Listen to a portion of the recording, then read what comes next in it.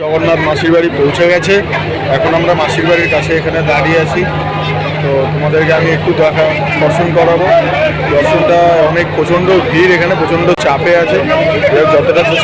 যতটা পারবো চেষ্টা করবো দর্শন করানো। তোমরা দেখো এখানে দর্শন করো। এটা হচ্ছে সুভদ্রা রথ আছে, সুভদ্রা আছে এখানে।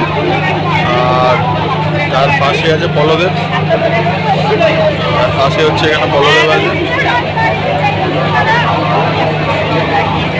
এটা মাঝখানে সুভদ্রা, এদিকে হচ্ছে জগন্নাথ।